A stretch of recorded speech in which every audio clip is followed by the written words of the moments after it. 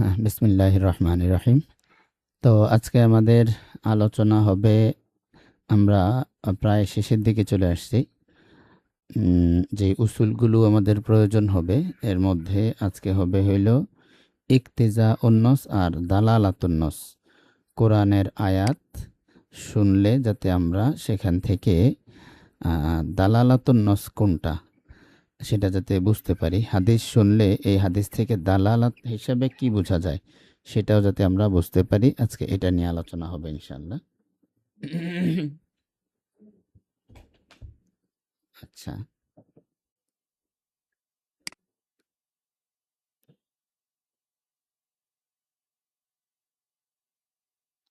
জি,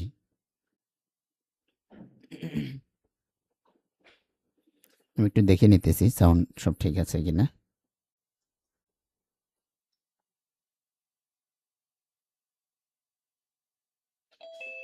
হ্যাঁ, screen share হয়েছে কিনা এবং সাউন্ড ক্লিয়ার আছে কিনা একটু মেসেজ করলে হবে।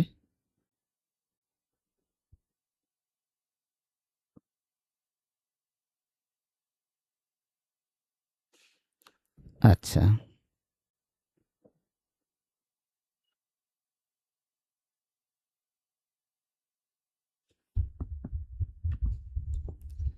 সাউন্ড আশা করি ঠিক থাকবে। হ্যাঁ, আচ্ছা।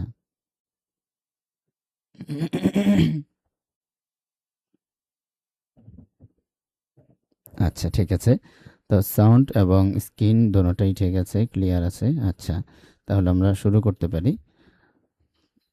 আজকে হলো আমাদের ইকতিজাউন নস বলতে একটা জিনিস আছে হাদিসে। দেখা যায় নবী আলাইহিস সালাম বিভিন্ন বিষয় বলেছেন। এখন আমরা অনেক সময় বলি যে এই হাদিস তাকাজা করে, মানে এই হাদিস চায় অমুক বিষয়টা সাব্যস্ত হোক, মানে এই হাদিসের বক্তব্য যেটা, এই বক্তব্য অনুযায়ী বক্তব্যের একটা চাহিদা থাকে, যে এই বক্তব্যের চাহিদা হইলো, চাওয়া হইলো এই। তো বক্তব্যের একটা চাওয়া থাকে। তো ইকতেজা এর শাব্দিক অর্থ তো হলো চাওয়া, কিন্তু এর একটা পরিভাষা। এই পরিভাষাটাকে আমরা যদি ক্লিয়ার করতে চাই তাহলে এটা এরকম।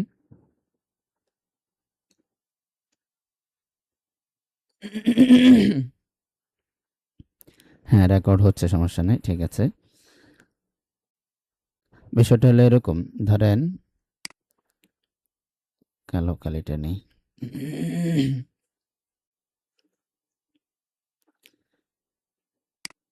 ইক্তেজা,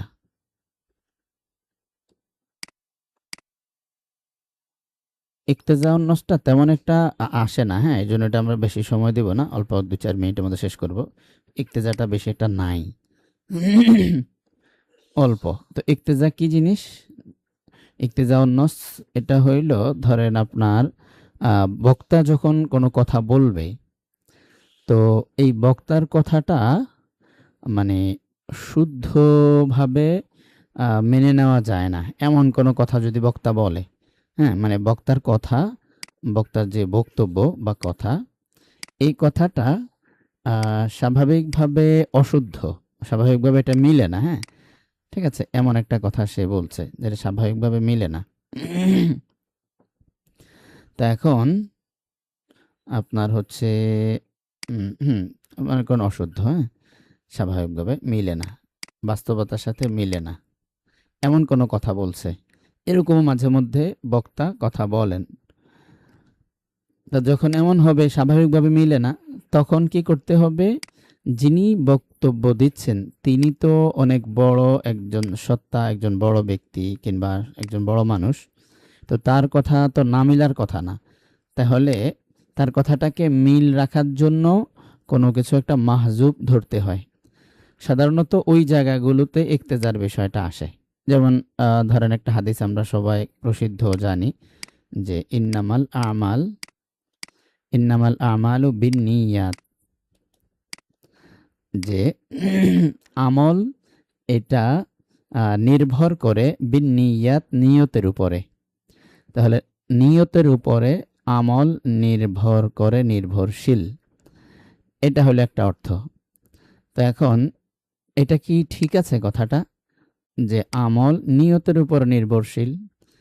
আমরা তো দেখি আচ্ছা, এটা একটু হা না বলেন তো, আমল কি আসলে নিয়তের উপর নির্ভরশীল, বা নিয়ত দ্বারা কি আমল অস্তিত্বে আসে এরকম?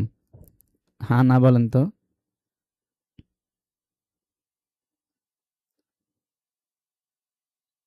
জি। আচ্ছা, আমাদের ইফতার মানসুর ভাই এই সময় ফোন দিয়েছেন। উনি কি যুক্ত হতে পারতেছেন না নাকি কোনো প্রবলেম? হ্যাঁ, আওয়াজটা ডিস্টার্ব করতেছে। আচ্ছা।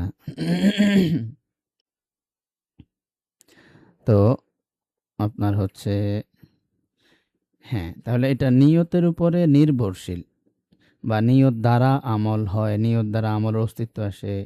তো নিয়তের উপর আমল নির্ভরশীল কোনোটাই কিন্তু আসলে কথাটা ঠিক না বা মিলে না। কিভাবে মিলে না বলতেছি একটু।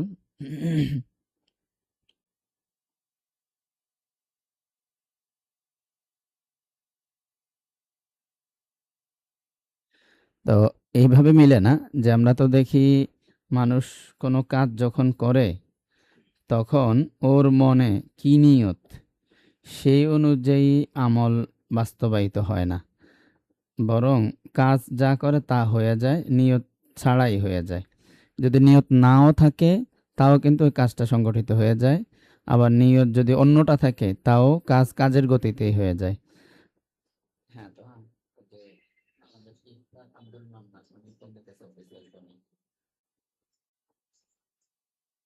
হ্যাঁ, বলতেছি আব্দুল মান্নান ভাই উনি অফিসিয়াল ফোনে আমার ফোন দিচ্ছে, ক্লাসে যুক্ত হতে পারতেছিলাম নাকি, দেখুন একটু। ওই সাইফুল ভাই বলো, সাইফুল ভাই।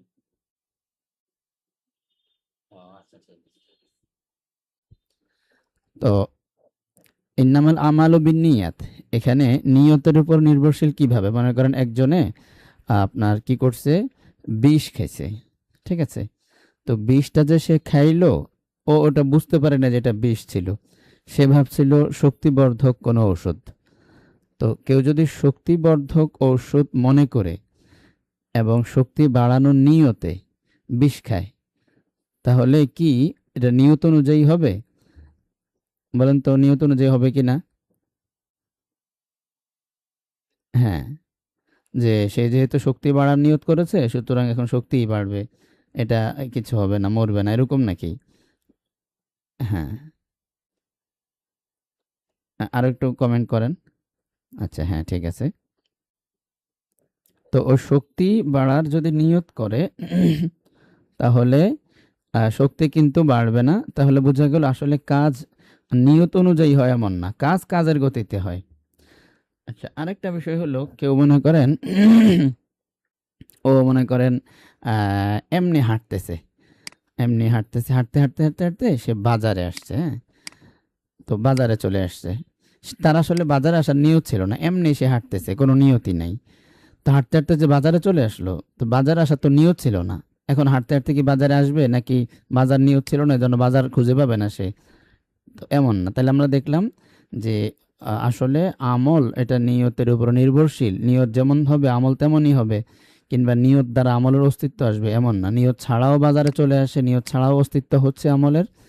আবার নিয়তের উপর নির্ভরশীলও না, নিয়ত হলো শক্তিবর্ধন করা, কিন্তু আসলে ওই ঔষধ বিষের কাজই করেছে।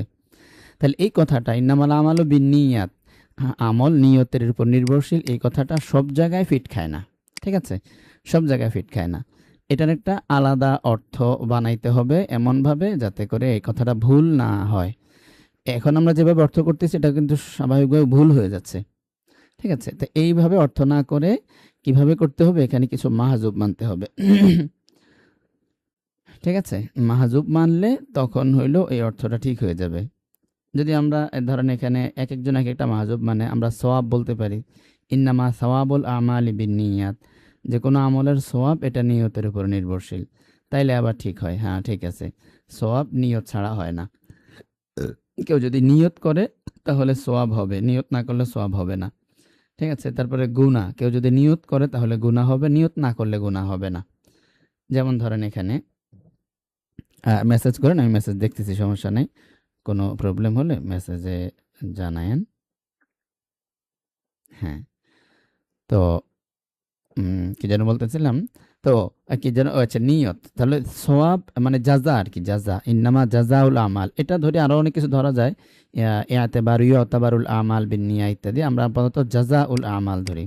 তাহলে জাযাউল আমাল বিন্নিয়াত অর্থ হবে তখন কি, যে আমলের যে জাযা, আমলের যেই প্রতিদান, এটা কি হবে, এটা নিয়ত অনুযায়ী হবে। তার মানে গুনাহ হলেও নিয়ত থাকলে গুনাহ হবে, নিয়ত না থাকলে গুনাহ হবে না। সওয়াবের প্রসঙ্গ আসলো একই কথা, নিয়ত থাকলে সওয়াব হবে, নিয়ত ছাড়া সওয়াব হবে না। যেমন গুনাহটা আসেন, কেউ যদি বিষ খায় এবং সে মরার নিয়তে বিষ খায়, তাহলে তার কি হবে, গুনাহ হবে কি হবে না, বলেন তো?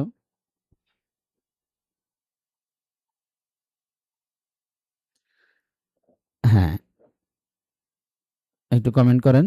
মানে বিষ মরার নিয়তে, আত্মহত্যার নিয়তে কেউ বিষ পান করলো, এবার এই বিষ, জি, সওয়াব হবে, মানে তার গুনাহ হবে কি হবে না? হবে। হ্যাঁ, জি হবে। তো তার কিন্তু গুনাহ হবে, জি। হ্যাঁ, গুনাহ হবে।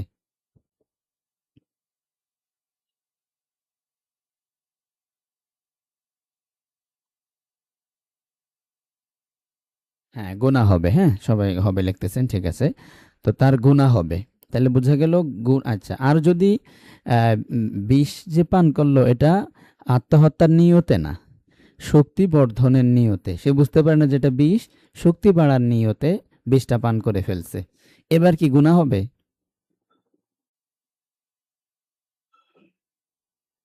হ্যাঁ, গুনাহ হবে।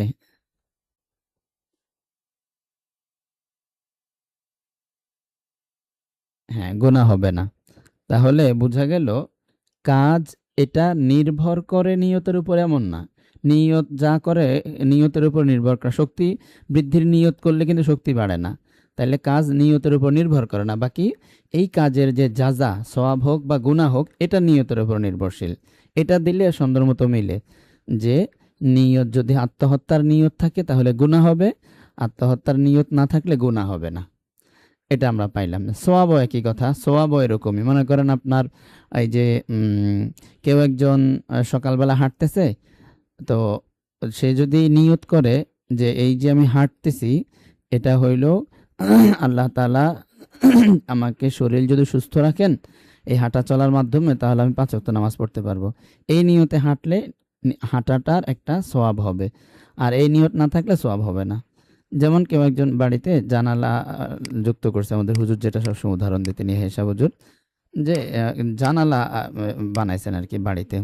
তো এই যে জানালাটা, হুম, তো তাকে জিজ্ঞেস করলো, ভাই এত বড় জানলা দিলেন পুরা একদম নিচে থেকে নিয়ে ছাদ পর্যন্ত, তো বলতেছে, ভাই এত বড় জানালা দিয়েছি যাতে বাতাস বেশি করে আসে।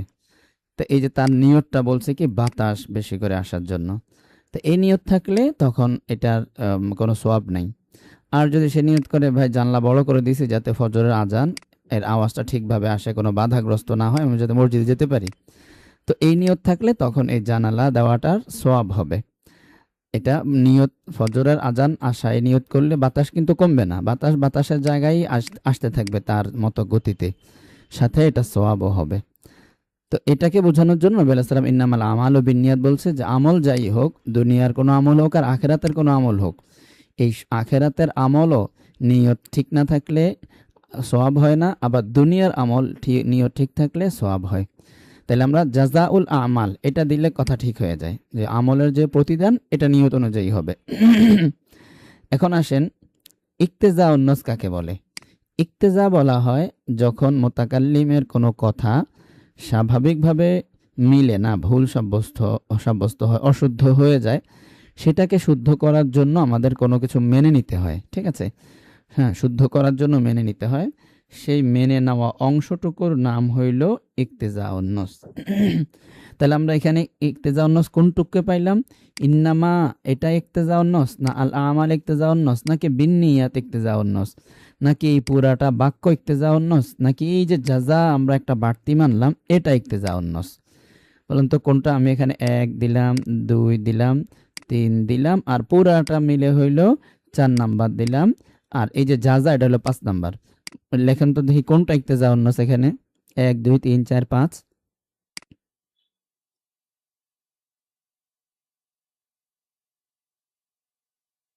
হ্যাঁ, ২ নাম্বারটা না ৩ নাম্বারটা না ৪? হ্যাঁ, হ্যাঁ ৫ ঠিক আছে। জি। এই ৫ নাম্বারটা হইল ইক্তেজাউন নস। হুম, ঠিক আছে।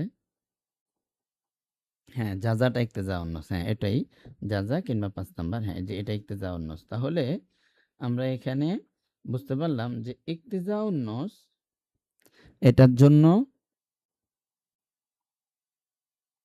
জি। তো ইক্তেজাউন নস হইল কথা ভুল হয়ে যাচ্ছিল, শুদ্ধ করার জন্য আমাদের কিছু একটা মেনে নিতে হচ্ছে। তো যেটা মেনে নিলাম আমরা, সেই মেনে নেওয়া অংশটার নাম অংশ এর নাম হইল ইক্তেজাউন নস। এখন আমরা বলতে পারি ইন্নামাল আমালু বিন্নিয়াত, এটা আমাদেরকে বোঝায় যে জাযাউল আমাল বিন্নিয়াত। এই জাযাটা আমরা যে মেনে নিচ্ছি সেটা হলো ইক্তেজা হিসাবে। কেউ যদি বলে হাদিসে তো জাযা বলেনি, আপনারা কি ব্যাখ্যা করতেছেন এই ধরনের, এগুলো বাদ দেন। তো এগুলো বাদ দিলে তো চলবে না, এগুলো বাদ দিলে তো কথাই শুদ্ধ থাকে না। এজন্য এটা বাদ দেওয়া যাবে না, বরং এটা থাকবে। এটাকে বলা হয় ইক্তেজাউন নস। এটার অনেক প্রয়োজন আছে, এছাড়া কথা মিলবে না। আচ্ছা, ইক্তেজাউন নসটা অনেক সহজ একদম। তারপরে দাঁড়ান একটু, এখানে কয়েকটা পৃষ্ঠা নিয়ে নেই।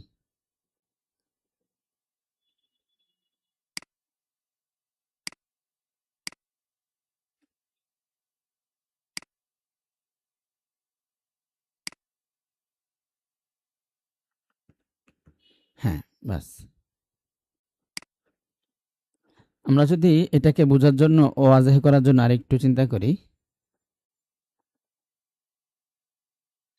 যে কোরআন আমাদেরকে বলতেছিল হইলো, অথবা হাদিসে আরেকটা আসেন, রুফিয়া আন উম্মতি, রুফিয়া আন উম্মতি আল খাতা ওয়ান নিসিয়ান, ওয়ান নিসিয়ান, যে আমার উম্মত থেকে কি করা হয়েছে, খাতা এবং নিসিয়ান উঠিয়ে দেওয়া হয়েছে, মানে ভুল ভ্রান্তি এগুলোকে উঠিয়ে দেওয়া হয়েছে। তো রুফিয়া আন উম্মতি আল খাতা ওয়ান নিসিয়ান, ভুল ভ্রান্তি উঠে গেছে, মানে এখন আর আমার উম্মতের কেউ কোনো ভুল টুল করে না। তো তো এটা কেমন হইল? আসলে কি উম্মত থেকে সব ভুল উঠে গেছে? উম্মত কি এখন আর কোনো ভুল করে না নাকি করে? বলেন তো, মেসেজে ভুল করে নাকি করে না? সব উম্মতে কি ভুলের ঊর্ধ্বে উঠে গেল? হ্যাঁ, হ্যাঁ করে, ভুল করে। তো উম্মত থেকে তো ভুল হবে এবং অহরহ ভুল করে। অথচ নবী আলাইহিস সালাম বলতেছেন রুফিআ আন উম্মতি, আমার উম্মত থেকে উঠাইয়া দেওয়া হয়েছে আল খাতা ওয়ান নিসিয়ান, কোনো ভুল ভ্রান্তি সব উঠাইয়া দেওয়া হয়েছে, এখন আর নাই। তো এরকম তো সরাসরি অর্থটা মিলে না।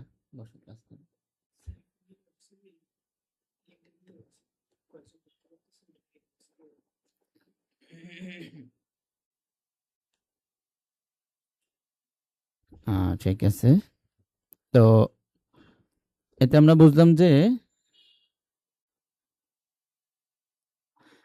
সরাসরি অর্থটা মিলতেছে না। এটার মধ্যে কি করতে হবে? এখন কিছু একটা মানতে হবে, কিছু একটা মিলাইতে হবে আরকি, সহজ কথা এটা। রাসূলুল্লাহ সাল্লামের কথা তো আর ওইভাবে বাদ দেওয়া যাবে না যে এটা মুলগা বা এটা অনর্থক, নাউজুবিল্লাহ, এমন তো বলা যাবে না। এটা অবশ্যই একটা অর্থবহ। তো এখন কি অর্থ তাহলে? এটাকে হইলো আমাদের মিলাইতে হবে, হ্যাঁ? এই আরকি বিষয়টা। তো এখন এটা কিভাবে মিলানো যায়? অনেকভাবে মিলানো যায়। আপনারাও চাইলে কিছু মিলাইতে পারেন, বা কমেন্ট করতে পারেন যে কি বললে এখানে মিলবে কথাটা। আমার উম্মত থেকে সব ভুল উঠে দাও। খাতা এবং নিসিয়ানের পার্থক্য স্বাভাবিক। খাতা মানে হইলো ভুল করে খেয়ে ফেলছে। আর নিসিয়ান মানে হইলো ভুলেই গেছে। মানে এটা কি আবার? ভুল করে খেয়ে ফেলছে আর ভুলে গেছে মানে কি?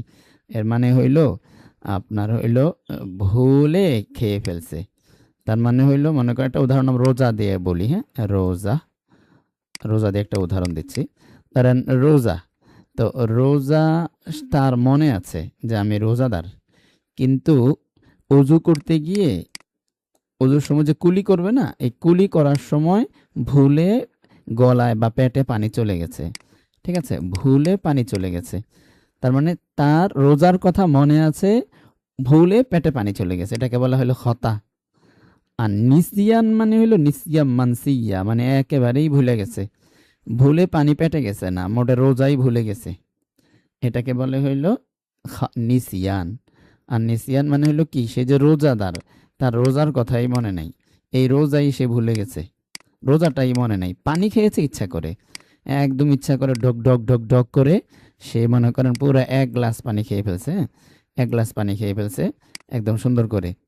তাইলে পানি খাওয়াটা ইচ্ছাকৃত ছিল, কিন্তু রোজার কথা টোটালি মনে নাই তার।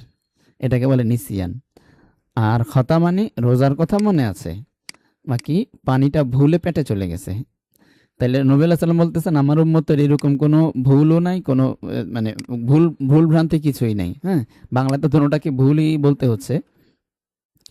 খতা মানে অসতর্ক বলতে পারি, নিসিয়ান মানে হইলো ভুলে যাওয়া।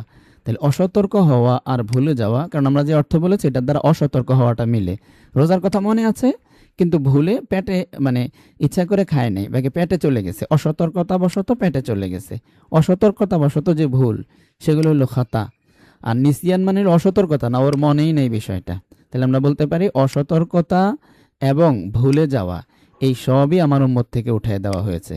কিন্তু আমরা দেখি না, রমজান মাসে অনেকে অসতর্কতাবশত পেটে পানি চলে যাচ্ছে, আবার অনেকেই রোজার কথা অলরেডি ভুলে গিয়েও পানি পান করে ফেলতেছে। এই দুটোটাই তো আছে, কিন্তু উঠে তো গেল না। তো এটা বলেন তো কি ব্যাখ্যা করলে, কি মিলাইলে এখানে কথা মিলে যাবে?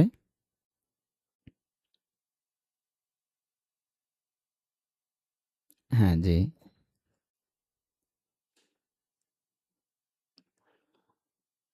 ইদানিং এই জুমের লাস্ট আপডেট হইলো, আগে আপনার হচ্ছে এটা ব্যাকে গেলে ব্যাক হইতো না, মানে বের হইতো না, এর কানেক্ট থাকতো। যদি আপনি ধরেন একটু ব্যাকে দিয়ে দিতেন বা মিনিমাইজ করে বের হয়ে যাইতাম আমরা, তখন কিন্তু জুম কানেক্টই থাকতো। ঠিক আছে? এমনকি কল আসলেও কানেক্ট থাকতো। মানে যেকোনোভাবে ওটার থেকে লিভ না নিলে ওটা কাটতো না কোনোভাবেই। কিন্তু এখন যে জুমের এই বছরের আপডেট, এটা হলো ও ব্যাক করলে কেটে যায়। অন্যান্যগুলো যেমন ব্যাকে দিলে কেটে যায়, অন্যান্য অ্যাপসগুলো এগুলোর মতো করে ফেলছে। এগুলোর অনেক কারণ আছে। কারণ দেখা যায় শর্টকাট বের হতে গেলে এটা পারা যায় না। আবার ভিতরে গিয়ে লিভ নেওয়া লাগে। এই ঝামেলাগুলো থেকে এড়ানোর জন্য জুম এখন আপডেট করছে। আপনি ব্যাক দিলে দেখবেন জুম কেটে যায়, অন্যান্য অ্যাপের মতো। আচ্ছা, যাই হোক। তো হ্যাঁ, দেখি কি ব্যাখ্যা লিখছেন।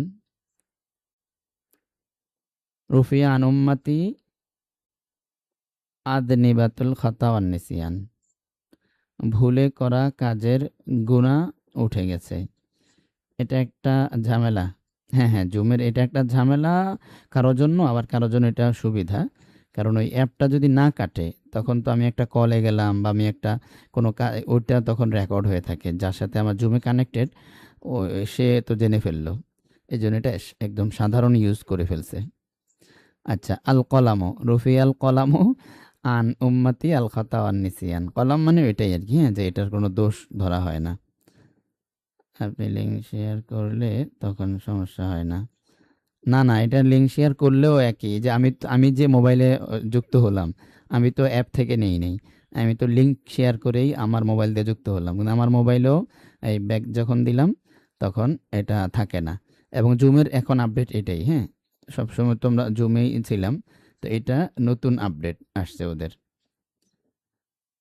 আচ্ছা, এবং আমাদের যে জুমটা না, ওটা কিনা, হ্যাঁ, প্রিমিয়াম। ওটা সম্ভবত মনে হয় ১ বছরে ২৫,০০০ টাকা সম্ভবত বিল নেয় এটার। এরকম সামথিং। ১০০ প্লাস পার্টিসিপেন্ট একসাথে যুক্ত হতে পারে। আর যেটা ১০০ মাইনাস পার্টিসিপেন্ট, ওটাতে ১৪,০০০ টাকা খরচ হয়। আর যেটা ১০০ বেশি স্টুডেন্ট একসাথে যুক্ত হওয়ার পারমিশন থাকে, সেটা ২৬,০০০ টাকার মতো খরচ হয় বছরে আর কি।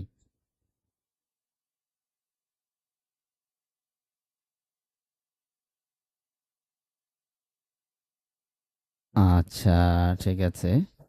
তাহলে এগুলো আমরা যদি যুক্ত করে দিই, তাহলে কিন্তু কথাটা ঠিক হয়ে যায়। রফি আন উম্মতি, ও আমার উম্মত থেকে উঠাই দেওয়া হচ্ছে। এই খতার আগে যদি আমরা ধরি, আপনার হইলো আদনি বাতুন লিখেছেন একজন, ঠিক আছে। আমার উম্মত থেকে কি উঠাই দেওয়া হইলো?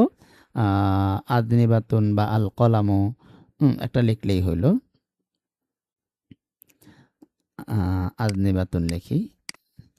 আদনি বাতুন, আদনি বাতুন মানে দাম্বুন, দাম্বুন আদনি বাতুন, হ্যাঁ, মানে গুনাহ। তো খতার গুনাহ মানে ভুলে, মানে অসতর্ক হয়ে কিছু হয়ে গেলে সেটারও কোনো গুনাহ লেখা হবে না, এবং ভুলে গিয়ে কিছু করলেও কোনো গুনাহ লেখা হবে না। তাইলে এখন দেখেন আদনিবাতন যুক্ত করা ছাড়া কিন্তু কথাটা কোনোভাবেই মিলে না, তাহলে কথাটা অশুদ্ধ হয়ে যায়। তার মানে আমরা এক কথায় বলতে পারি, যেই সকল হাদিস বা আয়াতে এই ধরনের কোনো সমস্যা হবে, যেখানে কোনো কিছু না মানলে, কোনো কিছু না মানলে, মাহজুব না মানলে কথাটা অশুদ্ধ দাঁড়াচ্ছে, এমন জায়গায় শুধু ইক্তেজা উন্নস হবে, এছাড়া কোনো ইক্তেজা উন্নস নাই। তো এই জন্য এটা খুব উদাহরণ কম, হ্যাঁ, মাসাইলের ক্ষেত্রে নাই বললেই চলে, তেমন একটা নাই, অল্প দু একটা আছে, বেশি একটা নাই, হ্যাঁ। তো যদিও আছে, এগুলো কথার কথা, গল্পে গল্পে আছে, কিন্তু মাসালার তাল্লুকে যে সকল আয়াত, যে সকল হাদিসে মাসালা নিয়ে কথাবার্তা বা যে সকল আয়াতে মাসালা বোঝাচ্ছে, কোনো একটা বিধানের কথা আলোচনা হচ্ছে, ওই সকল আয়াতে সাধারণত এই ইয়েগুলো হয় না, হ্যাঁ। আচ্ছা, এখানে একটু কাহিনী আছে, আমি বলতেছি, দাঁড়ান। আপনি হয়তো বলতে পারেন এখানে তো সেই মাসালাই বলতেছে, আছে তো, এখানে একটু একটু পরে বলতেছি, কাহিনী আছে। তো রুফিয়ান উম্মতি আল খাতা ওয়ান নিসিয়ান, তাহলে এটা গেল, হ্যাঁ। এরপরে আসেন আরেকটা উদাহরণ দেখেন, যে একজন বলতেছে যে ভাই, ইয়ে করেন আপনি, মাদ্রাসায় আমি একটা দিব, একটা সাতন, হ্যাঁ, একটা বকরি, আমি মাদ্রাসায় একটা বকরি দিব, তো আপনি আপনার যে বকরিটা আছে, হ্যাঁ, আমি মনে করেন রাশেদকে বলতেছি এই কথাটা, রাশেদকে বলতেছি, রাশেদ, তোমার যে বকরিটা আছে, হ্যাঁ, রাশেদের যে বকরি, তুমি তোমার বকরিটা, তোমার যে সাত, এই বকরিটাকে আমার পক্ষ থেকে, আমার পক্ষ থেকে কি করবা, আমার পক্ষ থেকে তোমার মাদ্রাসায়, আমার পক্ষ থেকে কি করবা, অমুক মাদ্রাসায়, একটা মাদ্রাসা আমি বলে দিলাম যে অমুক মাদ্রাসায় এটা দান করে দাও। তো আমি কি করলাম, রাশেদকে বললাম যে রাশেদ, তোমার বকরিটা আমার পক্ষ থেকে অমুক মাদ্রাসায় গিয়ে দান করে আসো। আচ্ছা, দান করে আসো, কত, এটা হইল $500 বিনিময়ে, ঠিক আছে, $500, $500 বিনিময়ে এটা দান করে আসো, এটা তাকে বললাম। তো এখন কি হলো, রাশেদকে আমি বললাম যে রাশেদ, তোমার বকরিটা আমার পক্ষ থেকে $500 বিনিময়ে মাদ্রাসা দান করে আসো। এখন শরীয়ত বলবে যে, বা সবাই বলবে, এটা আমাদের নিয়ম হলো যে যার জিনিস সে দান করবে। এখন জিনিস তো আমার না, এই যেটা আমি, হ্যাঁ, জিনিস তো আমার না যে এটা রাশেদ দান করে আসবে মাদ্রাসায়। আমি রাশেদ আরেকজনের জিনিসকে বলতেছি যে রাশেদ, তোমার জিনিস আমার পক্ষ থেকে দান করো। তো আরেকজনের জিনিস আমার পক্ষ থেকে দান করলে কি হবে? এমনি স্বাভাবিকভাবে শরীয়ত কি বলবে বলেন তো? রাশেদের জিনিস আমার পক্ষ থেকে দান করে দিয়ে দাও, এটা কি হবে বলেন তো মেসেজে?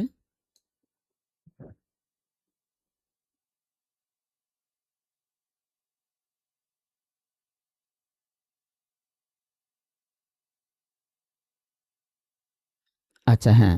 তো হেডফোন ছাড়া আওয়াজ কম আসে, ইয়া ভাই বলতেছিলেন, আওয়াজ কি ঠিকভাবে আসতেছে নাকি বলেন তো একটু, আওয়াজ ঠিক আছে নাকি? আচ্ছা, ঠিক আছে না? আরো দু একজন একটু জানান তো, আওয়াজ কি ঠিক আছে নাকি কম আসে, বা কি কি ধরনের? আচ্ছা, কারো কারো কম আসতেছে না? কম আসে, কম আসে না?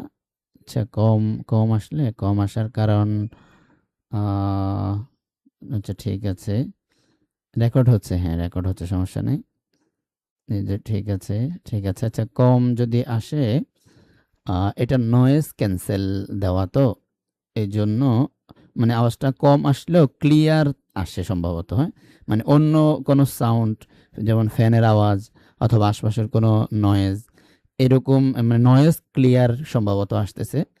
এটা একটু জানান তো, নয়েজ ক্লিয়ার কিনা, মানে বাড়তি কোনো সাউন্ড, ফ্যানের আওয়াজ বা দরজার আওয়াজ, খটখটানি, এই সেই, এগুলো আছে কিনা?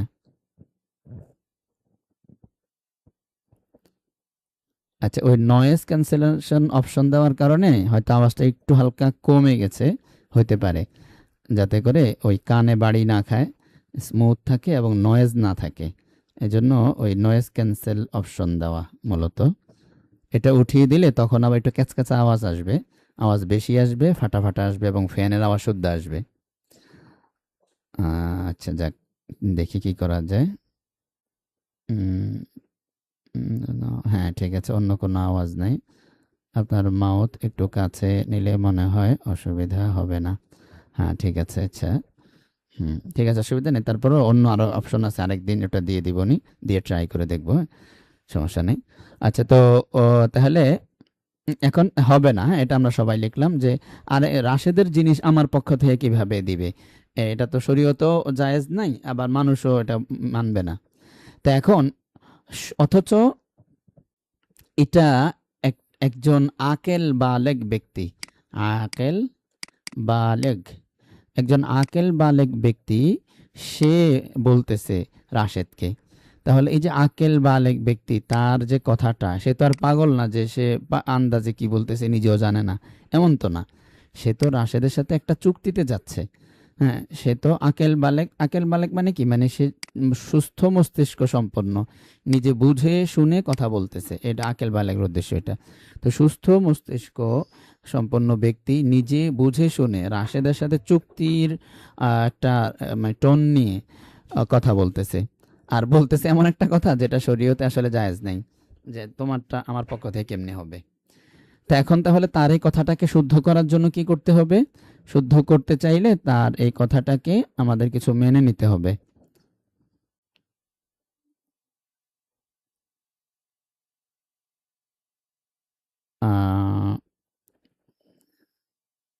আচ্ছা, ঠিক আছে।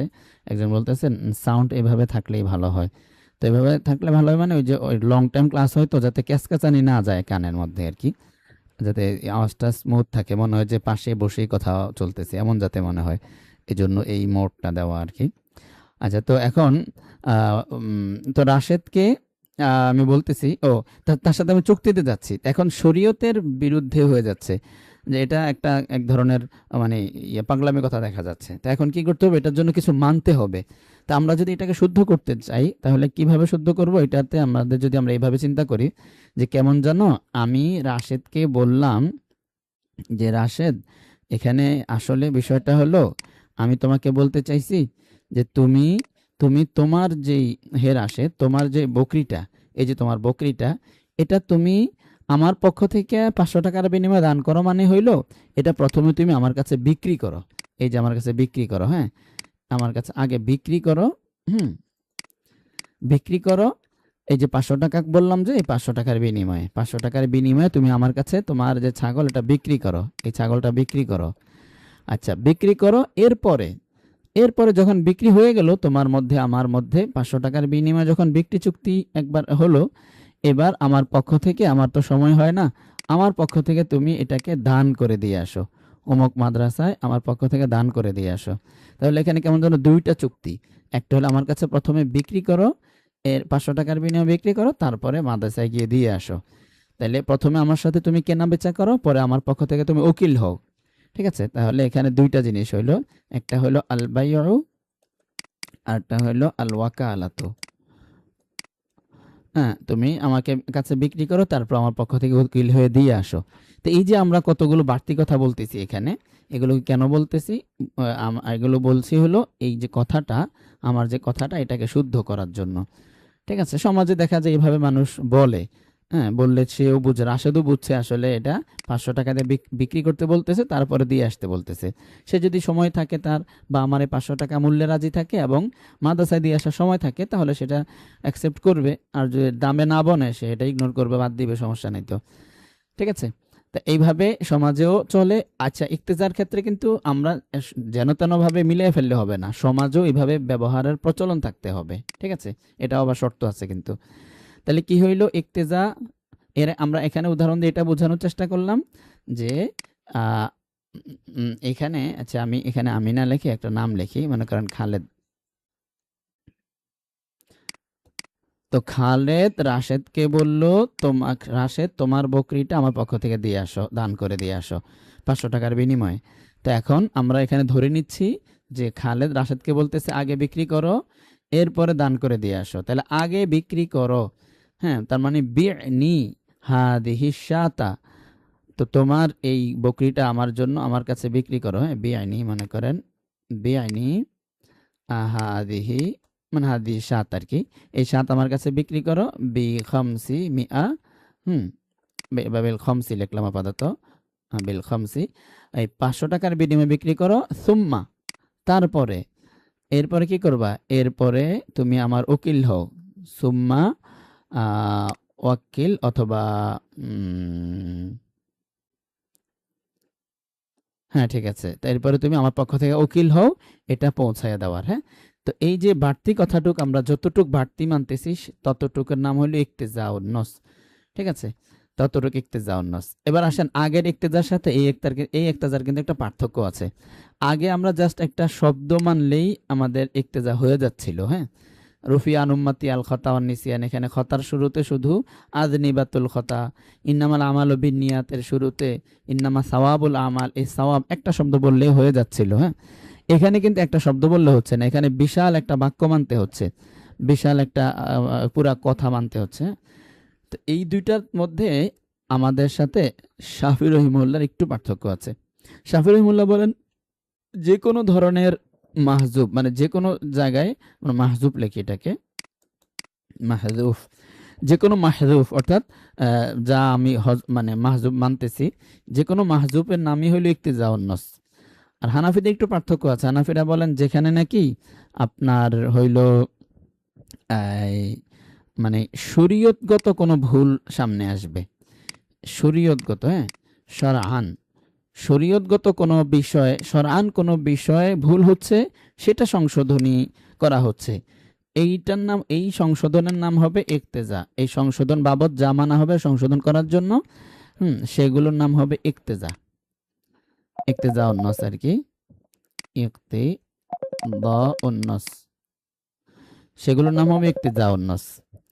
আর যেগুলো শরীয়তের কোনো কোনো ভুল না, বরং লোগাতান, মানে শব্দটা আমরা বলছে শব্দের শাব্দিক অর্থ হিসাবে মিলে না, লোগাতান, যেমন রুফিয়ান উম্মাতি, এগুলো লোগাতান বা আকলান। হ্যাঁ, লোগাতান অথবা আকলান, এই দুইটা অবলিক দিয়ে লিখি, আকলান এমন একটা ভুল যেটা আকলান মানা যাচ্ছে না, আকলান এটাকে ভুল মনে হচ্ছে, বা লোগাতান এটাকে ভুল মনে হচ্ছে, এই ধরনের ভুলকে আমরা ইক্তেজা উন্নস বলি না, আমরা এটাকে মাহজুব বলি, শুধু মাহজুব, এটা মাহজুব আছে, এটা ইক্তেজা না, এটা ইবারাতুন নসি। কিন্তু শরীয়তের পক্ষ থেকে যেটা ভুল কথা হয়ে যাচ্ছে, যেমন ওই যে আতিক, মানে কি বলে এটাকে, যে বললো যে আমার পক্ষ থেকে তুমি এটা অমুক মাদ্রাসা দান করে দিয়ে আসো, এগুলো শরীয়তেই অ্যালাউ করে না, এমন একটা কথা বলতেছে, এটা ঠিক করার জন্য যেটা মানা হচ্ছে এটা ইক্তেজা উন্নস। ঠিক আছে, আর যেগুলো লোগাতান আকলান, আকল দাবি করে যে হয় নাই, আকলের তাকাজা হলেও কথাটা শুদ্ধ না, অথবা লোগাতানি এটা মাহজুব মানা হচ্ছে, সেগুলোর নাম সাধারণ মাহজুব।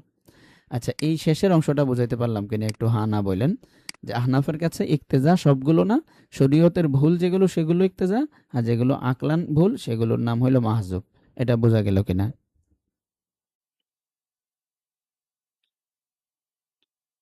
আচ্ছা, এগুলোর হুকুম বলতেছি, আগে বলেন বোঝা গেল কিনা।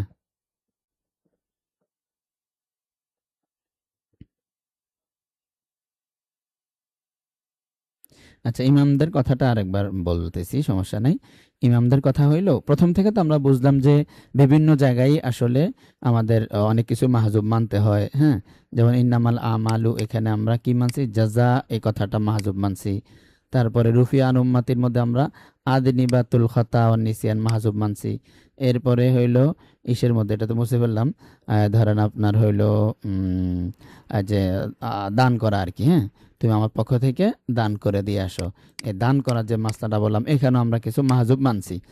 এই যে তিন জায়গা দেখাইলাম, প্রথম দুইটা হলো লোগাতান বা আকলান, যেটা আকল আমাদেরকে বলে যে কিভাবে ভুল উঠে গেল, ভুল তো আছে সমাজে, তো এটা আকল তাসলিম করে না, তাহলে আকলান এগুলো ভুল। আর শেষের যেটা, এটা শরীয়তের পক্ষ থেকে ভুল, শরীয়ত এটা অনুমতি দেয় না যে একজনের জিনিস আরেকজনে গিয়ে ই করে দিবে, দান করে দিয়ে আসবে, এটা অনুমতি দেয় না। তাহলে শরীয়ত যেগুলো অনুমতি দেয় না এমন কথা যদি কেউ বলে, তখন তার কথাকে ঠিক করার জন্য যা মানতে হয় সেটা ইক্তেজাউন নস। আর যেটা আকল তাসলিম করে না, আকলান অশুদ্ধ মনে হয়, সেটাকে ঠিক করার জন্য যা মানা হয় এটার নাম হলো মাহজুব। আর শাফি রহিমাহুল্লাহর মতে যত ধরনের, যত জায়গায় মানতে হয় কথা মিলে না, সবগুলোই ইক্তেজাউন নস। তো এটা বললাম আর কি, সব ইক্তেজাউন নস। আমাদের মতে একটু ভাগ আছে, শাফি রহিমাহুল্লাহর মতে কোনো ভাগ নাই, সব ইক্তেজাউন নস। তার ইক্তেজাউন নসটা আশা করি আমরা বুঝতে পারলাম, এবং ইক্তেজা নসের উদাহরণ খুব কম হাদিসে এবং কোরআনে। শাফি রহিমাহুল্লাহ যেভাবে বলেন সবই ইক্তেজা, সেটার আবার উদাহরণ আছে কত জায়গায়, কত মাহজুব আছে। মনে করেন কোরআন বলতেছে ওয়াস আলিল করিয়া, হ্যাঁ তুমি কি বলে এটাকে, গ্রামকে জিজ্ঞেস করো। তো গ্রামকে কিভাবে জিজ্ঞেস করবে, গ্রামকে তো জিজ্ঞেস করা যায় না, তাই না? ফাস আলু আহলা, আচ্ছা ওয়াস আলিল করিয়া, ওয়াস আলিল করিয়া বলতেছে গ্রামকে জিজ্ঞেস করো, গ্রামকে তো জিজ্ঞেস করা যায় না, কথা মিলে না, তাইলে এখানে আহলুন একটা মাহজুব মানতে হবে। অর্থ হলো ওয়াসআল আহলাল কারিয়া, আহলাল কারিয়া গ্রামবাসীকে জিজ্ঞেস করো। তারপরে কোরআন আমাদেরকে বলতেছে যে কি বলে এটাকে, ইয়াজআলুনা আসাবিআহুম ফি আযানিহিম, দেখেন কি বলে, ইয়াজআলুনা, ইয়াজআলুনা আসাবিআহুম, আসাবিআহুম ফি আযানিহিম, উযনুন এখান থেকে আযানুন, ফি আযানিহিম, তাহলে কি করতো তারা, কি করতো, ইয়াজআলুনা আসাবিআহুম, তারা তাদের আঙ্গুলকে ফি আযানিহিম কানের মধ্যে দিয়ে রাখতো। মানে যখন আওয়াজ হতো, কোরআনের আওয়াজ, আজানের আওয়াজ হতো, তেলাওয়াতের আওয়াজ ইত্যাদি, তখন তারা আসাবিআহুম তাদের আঙ্গুলকে কানের মধ্যে দিত। আচ্ছা বলেন তো, আঙ্গুল কানের মধ্যে দিত, এটা কি সম্ভব? এটা কি মিলে কথাটা? আঙ্গুল কেমনে কানের মধ্যে দেয়? আচ্ছা আঙ্গুলকে চিনেন? এই যে আমি আঙ্গুল দেখাই, মনে করেন এই যে এটা হইলো আঙ্গুল, হ্যাঁ? তো এটা হইলো আঙ্গুল, একজন মানুষের মনে করেন আঙ্গুল। তো একটা আঙ্গুলও যদি ধরি, ধরেন এই বাকিগুলো বাদ দিলাম, না হয় এই আঙ্গুলটাই ধরেন। তো এই আঙ্গুলটা তো, এই যে আঙ্গুল, তারপরে এখানে আরেকটা কর, আরেকটা কর, এই যে এই এই পুরাটা মিলে কিন্তু একটা আঙ্গুল হয়। এই পুরাটা মিলে, নাকি আপনাদের দেশে শুধু ইটুকি আঙ্গুল বলে? মানে এই শুধু ইটুকি আঙ্গুল, নাকি এই সহ এখান থেকে শুরু করে স্টার্ট হবে, এখানে শেষ হবে, এই পুরাটার নাম আঙ্গুল না? পুরা নাকি অর্ধেক, বলেন তো মেসেজ দিয়ে।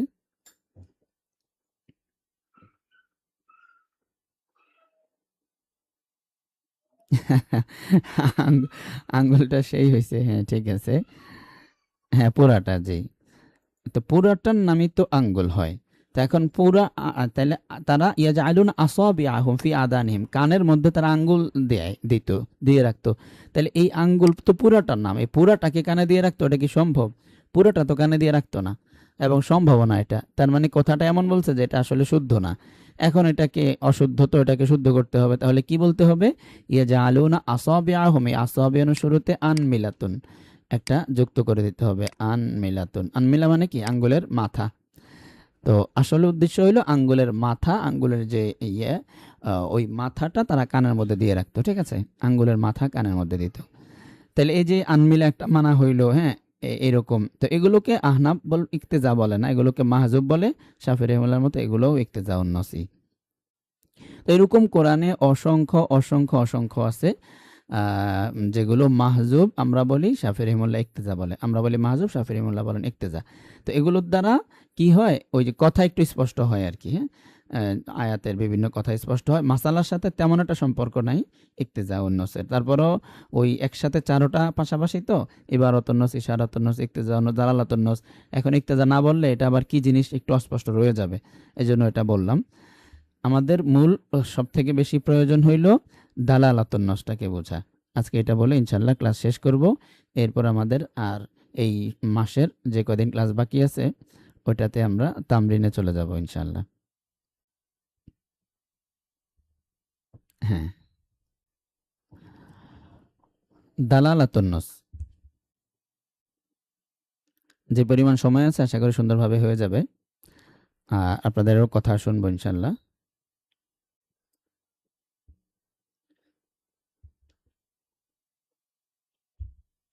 জি, ঠিক আছে।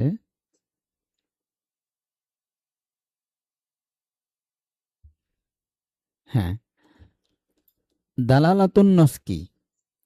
এই দালালাতুন নস নিয়েই সব ঝামেলা। আহনাফ নাকি বেশি বেশি কিয়াস করে। তো দালালাতুন নস এটা খুব জরুরি, এটা আমাদের লাগবেই লাগবে। কোরআন কিন্তু আহ, দেখেন, কোরআন আমাদেরকে কি দিয়েছে? চলার একটা গাইডলাইন দিয়েছে, যে উম্মত বা আল্লাহ তালার বান্দা কিভাবে দুনিয়াতে চলবে, কি আদেশ নিষেধ, সেগুলোরই কিন্তু বলে দিয়েছে বিস্তারিত। এজন্যই তো কোরআন, নাকি? নাকি গল্পের বই এটা? হ্যাঁ, জি। তাইলে কোরআন তো হইলো আমাদের জীবনের সব মাসালা মাসাইল বলার জন্য, বিধিবিধান বলার জন্য। এই জন্য হলো কোরআন। তাহলে বিধিবিধান তো আমরা ফতোয়া আলমগীরের মধ্যেও পাই। ফতোয়া আলমগীরের মধ্যে, ফতোয়া স্বামীর মধ্যে কি বিধিবিধানই তো, তাই না?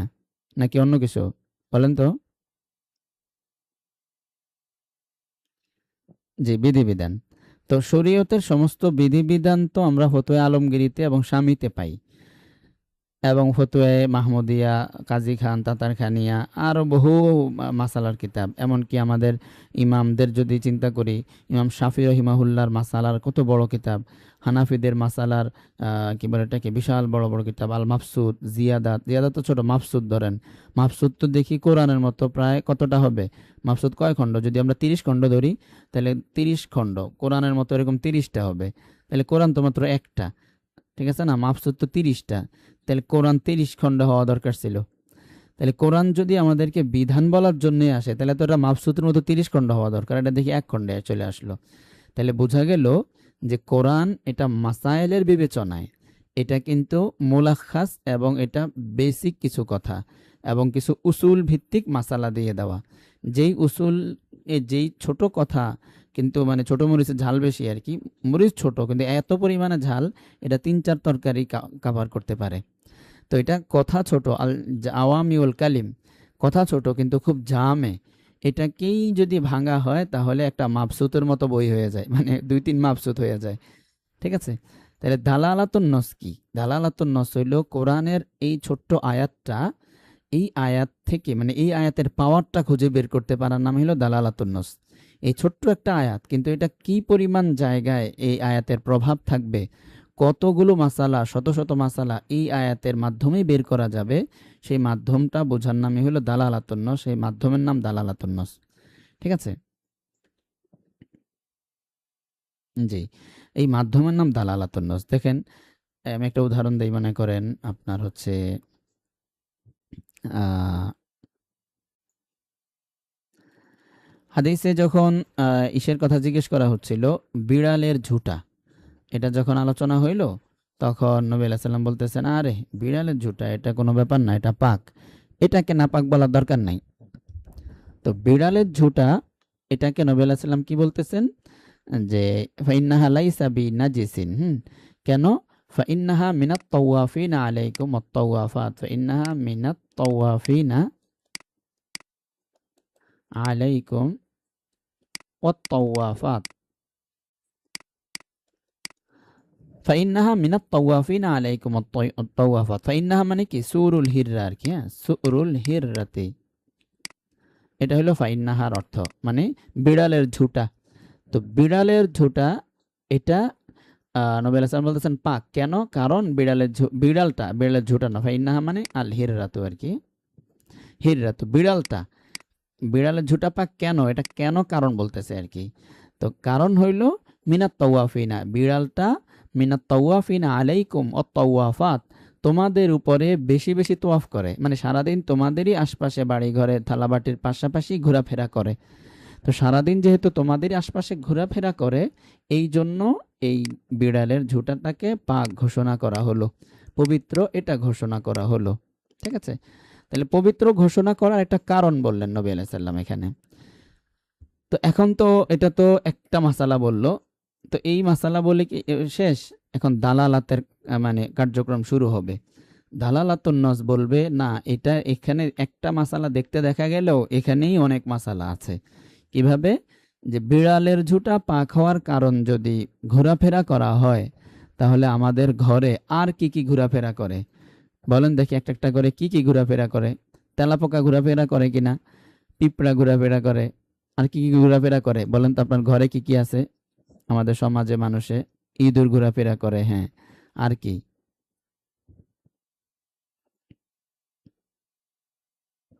হ্যাঁ, এটা তো ইশারা মনে হচ্ছে একজন বলতেছেন, এটা আমি বলতেছি পরে, হ্যাঁ।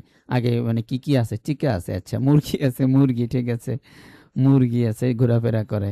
তারপরে চিকা আছে ঘোরাফেরা করে, কুকুরও ঘোরাফেরা করে, হ্যাঁ, মাশাল্লাহ, টিকটিকি ঘোরাফেরা করে। তারপরে হইল ছার পোকা ঘোরাফেরা করে। তারপরে ইঁদুর, অনেক পোকা যা দেখা যায় না, হ্যাঁ, ঠিক আছে। ব্যাঙও ঘোরাফেরা করে, টিকটিকি ঘোরাফেরা করে, জি। ইঁদু, তেলাপোকা, ছারপোকা ইত্যাদি অনেক কিছুই। হ্যাঁ, মশা, হ্যাঁ হ্যাঁ, মশাও ঘোরাফেরা করে, মাছিও আছে, আবার ছাগলও আছে। ঠিক আছে, ছায়া, ছায়া কি, ও বউ, বউ ঘোরাফেরা করে, মাশাল্লাহ। হ্যাঁ হ্যাঁ, মশা। গরুও ঘোরাফেরা করে, গরু কি ঘরে ঘোরাফেরা করে নাকি? আচ্ছা, যাই হোক, গরু আছে, ঠিক আছে। এদিকে একটু মশা, হ্যাঁ, মশাও ঘোরাফেরা করে। হ্যাঁ, তো এখন এইগুলোর সবই কিন্তু ঘোরাফেরা করে।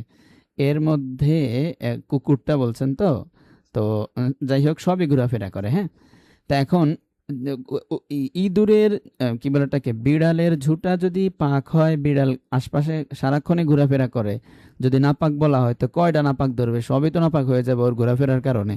তো এই একটা অজুহাতে বিড়ালের ঝুঁটা যদি পাক হয়, তাহলে আরও যেগুলো এরম ঘোরাফেরা করে সবগুলোর ঝুঁটাই পাক হওয়া উচিত। এটা দালালাতুন নসের একটা চাহিদা। হুম, বাকি পাক হবে কি, এটা পাক হয়ে যাবে, হ্যাঁ। তবে যা কিছু ঘোরাফেরা করে সেগুলো তো পাক হবে, এই হাদিস দ্বারা বোঝা যায়। তবে যদি অন্য পাল্টা কোনো হাদিস দ্বারা এই ঘোরাফেরা করা প্রাণীগুলো থেকে কোনো একটাকে ইস্তেসনা করা হয়, কোনো একটাকে বাদ দেওয়া হয়, তখন সেটা অন্য হাদিসের কারণে বাদ যাবে। কিন্তু এই হাদিসের ব্যাপকতা থেকে সব ধরনের প্রাণী যেগুলো আমাদের ঘরে অ্যাভেলেবেল থাকে, বাস করে, ঘোরাফেরা করে, সবগুলোর হুকুম একই হবে। বিড়ালের জুটার মতো পাক হবে। ঠিক আছে, আর এক দুইটা যদি আলাদা কোনো নস দ্বারা বাদ যায়, ইস্তেসনা হয়, যেমন কুকুর বাদ গেছে ইস্তেসনা হওয়ার কারণে, হ্যাঁ, তখন সেগুলো বাদ যাবে আর কি। আর নাইলে সবগুলোরই পাক হবে। তাহলে বাস এটা আমরা পাইলাম। হ্যাঁ, দালালাতুন নস কি করে? দালালাতুন নস ফতুয়া স্বামীর মতো বিশাল বড় ফতুয়ার কিতাব বানায়া দেয়। আয়াত থাকবে ছোট, এখান থেকে হাজার হাজার মাসলা বের করে দিবে দালালাতুন নসের মাধ্যমে। ঠিক আছে, কারণ শরীয়তের কিন্তু সবগুলো বিধানেরই কিন্তু একটা কারণ থাকে। অনর্থক অনর্থক কোনো বিধান শরীয়তে আল্লাহ তাআলা দেন নাই। সবগুলোর পিছনে কোনো না কোনো রহস্য আছে, কোনো না কোনো কারণ আছে। হ্যাঁ, তো ওই কারণগুলো যদি বান্দা বুঝতে পারে, কিছু কারণ আছে কি কারণ বান্দা বুঝে না, যেমন নামাজ 5 ওয়াক্ত কেন, এটা বোঝা যায় না। জোহরের নামাজে 4 রাকাত দিল, 4 রাকাত কেন দিল? 6 রাকাত দিত বা 2 রাকাত দিল তো চলতো। মাগরিবের মতো 3 রাকাত দিল না কেন? এই যে এগুলো যে কেন, এগুলোর কারণ বোঝা যায় না। ঠিক আছে, যেগুলোর কারণ বোঝা যায় না সেগুলো তো বাদ। আর যেগুলোর কারণ বোঝা যায় সেখানে সেখানে অবশ্যই মানে ইল্লত বোঝা যায়। কারণ বোঝা যাওয়া, ইল্লত বোঝা এক না, এটা আমরা দাঁড়াতন কিয়াসের মধ্যে একটু আলোচনা করব। বাকি আপাতত বুঝে নেন হইল যে শরীয়ত সব জায়গায় কোনো না কোনো হেকমত, কোনো না কোনো কারণে, কোনো না কোনো মানে বিষয়ের লক্ষ্য করেই কিন্তু হুকুমটা দেয়। ঠিক আছে, তো যাই হোক, তাহলে দালালাতুন নসকে আমরা যদি সংক্ষেপে বলি, এটা তো একটা উদাহরণ দিয়ে বুঝাইলাম। এখন কাকে বলে যদি বলি, তাহলে আমরা বলবো দালালাতুন নস বলা হয় মানসুস আলাইহি। যদি আমরা একটা নাম দিই, একটা নাম দিয়ে দিই, হ্যাঁ, ধরেন আপনার বিড়ালের ঝুঁটা পাক, এটা তো নসেই উল্লেখ আছে, হাদিসেই তো বিড়ালের ঝুঁটাকে নিয়েই। তাহলে বিড়ালের ঝুঁটা পাক হওয়া, এটা হইলো নসে উল্লেখ আছে, হাদিসে উল্লেখ আছে, এটাকে আমরা মানসুসি বলি। মানসুসি, মানসুসি মানে নসে উল্লেখিত হুকুম। তাহলে নসে উল্লেখিত যে হুকুম, এই যে একটা হুকুম, নসে উল্লেখিত হুকুম মানসুসি। তো আরেকটা হইল মানসুসির পাশাপাশি হইল মাসকুত আনহু, এর আরেকটা আমরা নাম দেই মাসকুত আনহু। মাসকুত আনহু মানে এমন প্রাণী যেটা নসে উল্লেখ নাই। যেমন আপনারা যা বলছেন সেখান থেকে আমরা যদি মুরগি বলি, হ্যাঁ, তারপরে হইল কি যেন তেলাপোকা বলছিলেন, তেলাপোকা, তারপরে ফড়িং, ব্যাং ইত্যাদি, হ্যাঁ, তারপরে মশা, মাছি, এই সবগুলোই, এগুলো হলো কি মাসকুত আনহু, মানে এগুলোর কথা হাদিসে উল্লেখ করা হয় নাই। তাহলে মাসকুত আনহু, এই যে মশা, মাছি ইত্যাদি, এগুলোর মধ্যে মানসুসি, মানসুসি মানে হইল ইঁদুর, বিড়াল। এই মানসুসির যে হুকুম, মানসুসির হুকুম কি ছিল?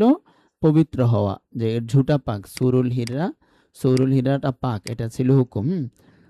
সৌরুল হিররাতে, তো এই যে হুকুমটা ছিল, এই হুকুমটা আমরা কি করলাম? এই মানসুসে সেখানে একটা বিড়াল লিখি, হ্যাঁ, বিড়াল, মানসুসি মানে হলো বিড়াল, এই বিলাই, এই বিড়াল, এই বিড়ালের হুকুম, অর্থাৎ ঝুটা পাক হওয়া, এই হুকুমটাকে আমরা কি করলাম? টেনে এনে এই মুরগির মধ্যে, মশার মধ্যে, মাছির মধ্যে লাগাই দিলাম। যে বিড়ালের হুকুম আমরা মশা মাছির মধ্যে দিলাম। বিড়াল হইল মানসুসি, আর মশা মাছি হইলো মাসকুত আনহু। তাহলে বিড়ালের হুকুম মশা মাছির মধ্যে দেওয়া মানে হইল মানসুসির হুকুম মাসকুত আনহুর মধ্যে দেওয়া। আচ্ছা, বিড়ালের হুকুম যে মুরগির মধ্যে দিলাম, এটা কিসের ভিত্তিতে দিলাম? ওই যে বিড়াল যেই ভিত্তিতে বিড়ালের ঝুঁটা পাক হইল সেটা কি তওয়াফ করে। হ্যাঁ, আমরা এটা ছোট করে লিখি, আর তওয়াফ। তওয়াফ, বিড়ালের ঝুঁটা পাক হওয়ার কারণ হইল তওয়াফ করে, ঘুরেফেরা করে। এই একই তওয়াফ আমরা যখন এই মাসকুত আনহুর মধ্যে পাইলাম, তখন আমরা মাসকুত আনহুকেও ওই বিড়ালের হুকুম দিয়ে দিলাম। তাহলে আমরা বলতে পারি মাসকুত আনহু মুরগি, মশা মাছি এগুলোর মধ্যে বিড়ালের হুকুম দেওয়া হইল কি কারণে? যে বিড়ালকে যেই কারণে হুকুম দেওয়া হইল তওয়াফ, সেই কারণটা মশা মাছির মধ্যেও পাওয়া গেছে। মশা মাছির মধ্যে বিড়ালের ইল্লত পাওয়া যাওয়ার কারণে এটাকে আমরা ইল্লত বলতে পারি। হ্যাঁ, বিড়ালের মশা মাছির মধ্যে বিড়ালের ইল্লত পাওয়া যাওয়ার কারণে বিড়ালের হুকুম মশা মাছির মধ্যে দিয়ে দেওয়া হচ্ছে। আবার বলি, মশা মাছি বা মাসকুত আনহুর মধ্যে মানসুস আলাইহি বা মানসুসি এর ইল্লত পাওয়া যাওয়ার কারণে মানসুসির হুকুম মাসকুত আনহুর মধ্যে দিয়ে দেওয়া। আর মানসুসি মাসকুত আনহু বললে যদি কঠিন লাগে তাহলে মশা মাছি বলেন, যে মশা মাছির মধ্যে বিড়ালের ইল্লত পাওয়া যাওয়ার কারণে মশা মাছির মধ্যে তার বিড়ালের হুকুমটা দিয়ে দেওয়া, এর নামই হলো দালালাতুন নস। আমি আবার লিখি, হ্যাঁ, এই মনে করেন মশা, মশাই লিখি, আর বেশি লাগবে না। আর এদিকে হলো বিড়াল, ঠিক আছে। আর মাঝখানে হইল তওয়াফ। এখন এই তওয়াফটা মশা মাছির মধ্যেও পাওয়া গেছে, এই তওয়াফের কারণে বিড়ালের ঝুঁটাও কিন্তু পাক, এটা বলা হয়েছে। তাহলে বিড়ালের ঝুঁটা পাক বলা হয়েছে কিসের কারণে? এই তওয়াফের কারণে। এই তওয়াফটা মশার মধ্যেও পাওয়া যাচ্ছে, ঠিক আছে। তো যাওয়ার কারণে এখন কি হবে? মশার মধ্যে বিড়ালের হুকুমটা এনে দিয়ে দেওয়া হবে। বিড়ালের হুকুমটা এখান থেকে আনতে আনতে আনতে আনতে এনে এনে এনে ওর উপরে দিয়ে দেওয়া হবে, যা এবার মশার ঝুঁটাও পাক। বিড়ালের ঝুঁটার হুকুমটা মশার মধ্যে ফিট করা, কি কারণে? ইল্লতের কারণে। এই যে ফিট করা, এর নাম হলো দালালাতুন নস, ঠিক আছে। তাহলে আমরা বলতে পারি ফাইন্নাহা মিনাত তাওয়াফিন আলাইকুম আত-তাওয়াফাত। এই আয়াতে যদিও নবী আলাইহিস সালাম শুধুমাত্র বিড়ালের ঝুঁটার কথা বলেছেন, কিন্তু এর ভিতর দিয়ে আমরা শুধু বিড়াল না, বিড়ালের মতো প্রাণী, ইঁদুর, তারপরে মশা মাছি, এরকম আরও 10-20টা পাই। এই 10-20টার উপরেও একই হুকুম প্রয়োগ করার নাম হলো দালালাতুন নস। আচ্ছা, আশা করি দালালাতুন নসটা বুঝতে পারছেন নাকি?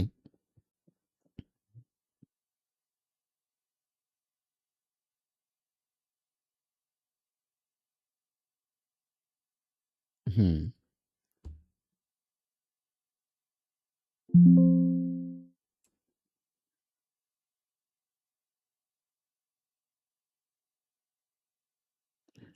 আচ্ছা, আপনাদের থেকে কথা শুনি অনেকক্ষণ, আমি বলতেছি শুধু।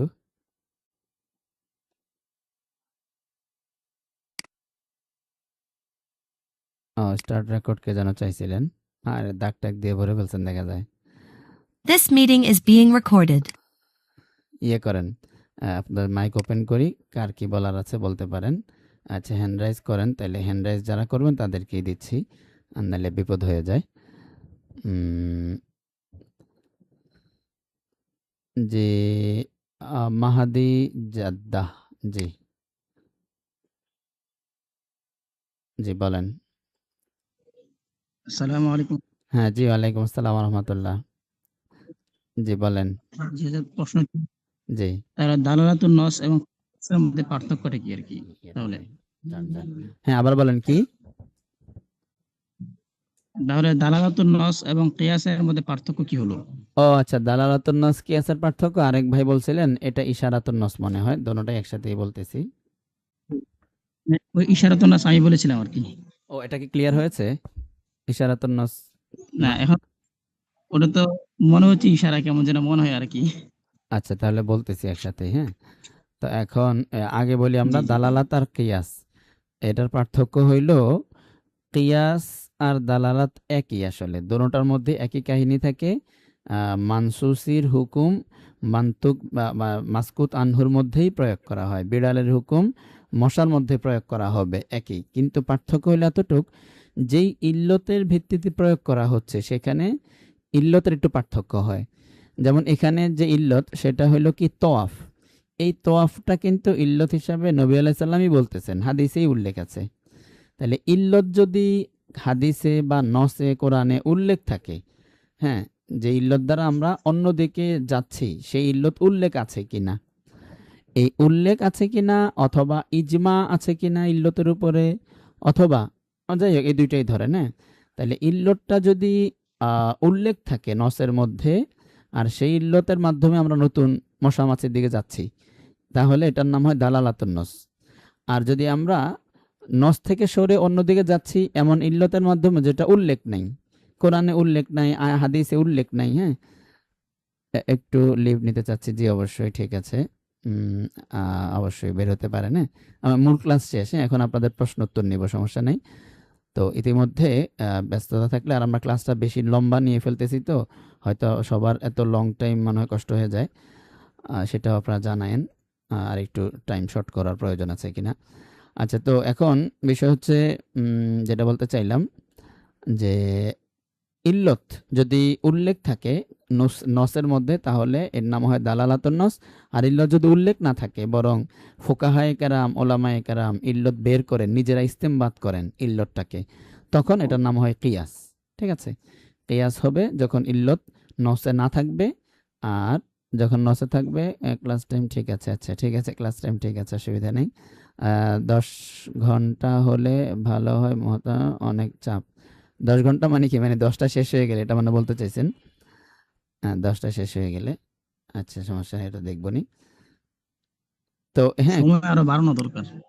হ্যাঁ, তাহলে ইসের আপনার হলো দালালাতুন নস আর কিয়াসের পার্থক্য এটা বোঝা গেল? বোঝা গেল কি যিনি কথা বলতেছিলেন? দালালাতুন নস আর, জি হযরত, বুঝে আসছেন। আচ্ছা আচ্ছা ঠিক আছে। আচ্ছা, তারপরে হইলো হ্যান্ড রাইজ করছেন হইলো জি, মাহাদেব, আর তারপর ওইটা তো বাকি ছিল। মনে দালালাতুন নসটা কি স্যার মনে হচ্ছে ও একটা কি? ইশারা মনে হচ্ছে, আচ্ছা আচ্ছা। ইশারা ছিল কি এবারতুন নস মেনে নিলে যা মানতে হয়, এটা হলো ইশারাতুন নস। আচ্ছা, এখন আমরা এখানে এবারতুন নস মানলে মানা লাজিম হয়, হ্যাঁ। তো এবারতুন নস মানলে পরবর্তীতে মানা লাজিম হয়। এখন পরবর্তী কি মানবো আমরা? যদি ইল্লতের ভিত্তিতে যদি পরবর্তী লাজিমি কিছু মানি, তখনও বুঝতে পারছি। আচ্ছা, আপনার এই জায়গায় একটা খটকা হইতে পারে মনে হয়, যে আমরা যেহেতু বিড়ালের ঝুঁটাকে পাক মানলাম, তাহলে আমাদের এটাও মানতে মানতে আমরা বাধ্য যে মশার ঝুঁটাও পাক হবে, মানে এটা বলতে চাইছেন না? হ্যাঁ ভাই, হজরত কি এটা বলতে চাইছিলেন যে বিড়ালের ঝুঁটা যখন আমাদের মানতে হচ্ছে, পাক মানতেছি, তাহলে তো জি আমাদের, হযরত, জি জি, তো আপনি এটা বলতে চাইছেন মনে হয় নাকি আমি যেটা বললাম? তো এখান থেকে তো বুঝে আসতেছে পাক হওয়ার কথা আর কি। হ্যাঁ, সেটাই বলতেছি, যে বিড়ালের ঝুঁটাকে পাক মানলে তো মশার ঝুঁটাকেও পাক মানা লাজিম আসে, তাই না? তাহলে আমরা তো ইশারার মধ্যে পড়েছিলাম কি, যে একটাকে মানে জি জি ইবারতকে মানলে আমাদের যেটা পরে মানা লাগে সেটা ইশারাতুন নস হবে। তাহলে বিড়ালের ঝুঁটায় যে বিড়াল, এই বিড়ালকে মানার কারণে জি তো জি মশাও মানা লাজিম আসে। তাহলে তো ইশারা হলো, ইশারাও তো এমনই, যেটা এবারত মানলে পরবর্তীতে আরেকটা মানতে হয়। তো এখন বিষয় হলো, যদি এইটাকে বিড়ালের ঝুঁটা পাক, এটা মানলে মশা পাক মানা লাজিম কেন আসে? যদি আমরা কেন হিসাবে কোনো ইল্লত দাঁড় করাইতে পারি, যে তার কারণ হইল এই বিড়ালের ঝুঁটা পাক যেই কারণে, সেই তোয়াফ কারণটা এখানে পাওয়া গেছে। যদি এইভাবে এই একটা ইল্লত দাঁড় করানো যায়, যে এই ইল্লতের কারণে বিড়ালের ঝুঁটা পাক, যেই ইল্লতের ভিত্তিতে সেই ইল্লত এখানেও পাওয়া গেছে, এই জন্য এটাকেও পাক বলা উচিত। এভাবে যদি মাঝখানে ইল্লতের ওয়াসেতা থাকে, তখন এটা দালালাতুন নস। আর যদি ওয়াসেতা না থাকে, ঠিক আছে, ওয়াসেতা না থাকে, যেমন মনে করেন আমরা সেখানে আলোচনা করেছিলাম হলো আপনার এই আহ, তৃতীয় হায়েজে যদি নারীকে বিয়ে করে তৃতীয় হায়েজে, তাহলে আহ, এই পরবর্তী বিবাহ এবং সন্তান, হ্যাঁ, এগুলো জায়েজ হবে না আর কি, বিবাহটা সহি হবে না, সন্তান যেটা এটা নসব সাব্যস্ত হবে না, আরো কি কি যেন বলছিলাম। তো এখানে দেখেন, আমরা জি এবারতুন নস যদি হায়েজকে মেনে নেই যে 3 হায়েজ অপেক্ষা করতে হবে, এই করু অর্থ যদি হায়েজ মেনে নেই, এটা এবারতুন নস, যে হায়েজ এটা মানলাম, আহনাফ হায়েজ মানছে, এটাকে মানলে তখন তৃতীয় হায়েজে বিয়ে সহিনা বলতে হয়। ঠিক আছে? তো এটা কিন্তু সরাসরি চলে জি আসতেছে, এটা কিন্তু অন্য একটা ইল্লতের কারণে না। হ্যাঁ, বিয়ে যেহেতু সহিনা জি তাহলে হ্যাঁ এটা। এরপরে যেহেতু বিয়ে সহিনা তাহলে সন্তান, সন্তান যদি সহিনা হয় তাহলে নসবনামা আসবে না। হ্যাঁ, এগুলো ডাইরেক্ট একটা থেকে আরেকটা চলে জি আসতেছে, কোনো ইল্লত মাঝখানে ভায়া হচ্ছে না। হ্যাঁ? জি, আর না বুঝতে এলে পারছি, হ্যাঁ শুকরিয়া, জি জি। জাযাকাল্লাহ। আর লাজিম হওয়ার এতেবারে দোনোর খানেই লাজিম হয়, এবার হতেও লাজিম, ইশারাতুন নসেও লাজিম হয়, আবার দালালাতুন নসেও লাজিম হয়। আচ্ছা গেল। তা জি, তারপরে বলেন হইলো, শুকরিয়া। জি ওয়ালাইকুম আসসালাম জাযাকাল্লাহ। তারপরে হইলো আহ মাহমুদ ইকবাল ভাই, মাহমুদ ইকবাল সাহেব, জি আসসালামু আলাইকুম। জি ওয়ালাইকুম আসসালাম রহমতুল্লাহ। জি মাহমুদ ইকবাল সাহেব বলেন। জি, হযরত দালালাতুন নসের যে পরিভাষা গুলো, এই যে অনেক প্রকার দেওয়া আছে, এটা তো বুঝতে পারলাম না। আচ্ছা আচ্ছা, তো দালালাতুন নসের একদম ফাইনাল পরিভাষাটা হইলো এটা, একটাই মনে রাখলেই হবে, অন্য যা আছে সব বাদ দিয়ে দিলে হবে। একদম চূড়ান্ত জি মহাক্কাক যেটা, সেটা হইলো যে দালালাতুন নস বলা হয় মাসকুত আনহু। মাসকুত আনহু বলবো না, মশা বললে ভালো হবে যাতে বুঝে আসে ভালো জি, করে আর কি। আচ্ছা বলেন। আচ্ছা মাসকুত আনহু বলেন। আচ্ছা, তো মাসকুত আনহুর মধ্যে আর মান্তুক বিহি, মানসুস আলাহিকে মান্তুক বিহি বলি, হ্যাঁ একই কথা, না মানসুস আলাহি বলি। আচ্ছা, তো মাসকুত আনহুর মধ্যে, এই মাসকুত আনহুর মধ্যে মানসুস আলাইহির হুকুমকে প্রয়োগ করা এমন ইল্লতের ভিত্তিতে যেটা নসে উল্লেখ আছে, এইটাই হলো চূড়ান্ত তারিফ। আমি আবার স্পষ্ট করে লিখি প্রয়োজনে। মাসকুত, মাসকুত আনহুর মধ্যে, মাসকুত আনহুর মধ্যে মানসুস আলাইহি, মানসুস আলাইহি এর হুকুম প্রয়োগ করা, এর হুকুম প্রয়োগ করা কিসের ভিত্তিতে? এমন ইল্লতের ভিত্তিতে, এর ভিত্তিতে যা নসে উল্লেখ আছে, বা যা মানসুসি, বা যা নসে উল্লেখ আছে, উল্লেখ আছে। ঠিক আছে, এটাই হলো একদম চূড়ান্ত তারিফ। হ্যাঁ, একদম আপনার হইলো ইবনে হুমাম রহিমাহুল্লাহ, ফাওয়াতিউর রহমত, এরপরে হইলো আল্লামা বাবেরতি রহিমাহুল্লাহ, সবার গুলোকে একসাথে মিলিয়ে, এবং আমাদের নুরুল আনোয়ার উসুলুল শাসি ইত্যাদি, যদিও নুরুল আনোয়ার উসুলুল শাসির মধ্যে একটা প্যাচ আছে সেটা পরে বলি। তো এটাই হলো চূড়ান্ত, জি জি চূড়ান্ত এই দালালাতুন নসের সংজ্ঞা। আচ্ছা, এখন নুরুল আনোয়ার এবং উসুলুল শাসিতে একটা প্যাচ কি, এই কথার সাথে একটা প্যাচ আছে, পার্থক্য আছে, সেটা হইলো দেখবেন উসুলুল শাসি নুরুল আনোয়ারে কি আছে, যে কিয়াস দুই প্রকার, কিয়াস দুই প্রকার, কি কি? একটা হইলো কতি আর একটা জন্নি। ঠিক আছে, একটা কতই আর একটা হলো জন্নি। জন্নি কোনটা, কতই কোনটা? বলে কতই হইলো যখন ইল্লতটা মানসুসি হয় তখন হইলো কিয়াসে কতই, আর যখন ইল্লতটা মানসুসি না হয় ইখতিলাফি হয় তখন হইলো আপনার কিয়াসটা জন্নি হয়। কিন্তু আমাদের এই তারিফ অনুযায়ী যেটা মানসুসি হয় এটা মোটে কিয়াসই হয় না, এটা দালালাতুন নস। এটা কিসের কিয়াস? এটা একদম উপরে উঠে দালালাতুন নস হবে, অনেক শক্তিশালী মজবুত দলিল, এটা কিয়াসই না। কথাটা বুঝছেন? তাহলে সরাসরি জি জি হ্যাঁ, ইল্লত যদি মানসুসি হয় তাহলে এর নাম কিয়াসই না, কিয়াস হয়ে কতই হওয়ার দরকার না, এটা কিয়াসই না, বরং এটা হইল দালালাতুন নস, এটা মানসুসি একটা কথা। হ্যাঁ, মানে কিয়াসের অনেক ঊর্ধ্বে, ঊর্ধ্বের কথা, কিয়াসই না এটা। আর যখন ইখতিলাফি হবে ইল্লত তখন এর নাম কিয়াস হবে। তার মানে কিয়াস কোনো দুই প্রকার টকার নাই, কিয়াস এক প্রকারই। যখন ইখতিলাফ হবে ইল্লত নিয়ে, সেই ইল্লত দ্বারা যদি কোনো মাসালা বের করা হয় এর নাম হবে কিয়াস।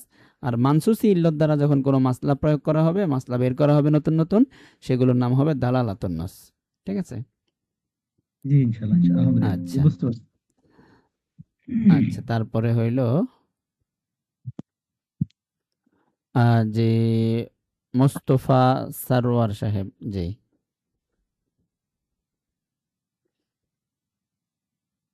জি মোস্তফা সারোয়ার সাহেব,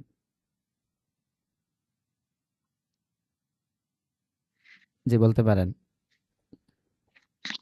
ভালো আছেন? হ্যাঁ হ্যাঁ জি আলহামদুলিল্লাহ, কেমন আছেন আপনি? জি। আলহামদুলিল্লাহ আলা কুল্লি হাল। আমার একটা প্রশ্ন, দালালাতুন নসের একটি ওই কোরআন শরীফের আয়াত থেকে দিলে একটু বেশি হইতো আর কি, যদি দেওয়া যায় আর কি। ও আচ্ছা আচ্ছা, ঠিক আছে। আচ্ছা, দিচ্ছি আমি। এমনি সাধারণত যেই উদাহরণটা সবাই দেয় ওটা বলি যাতে কিতাবও হল হয়ে যায়। সেটা হইল, উদাহরণ হিসাবে দেওয়া হয় হইল,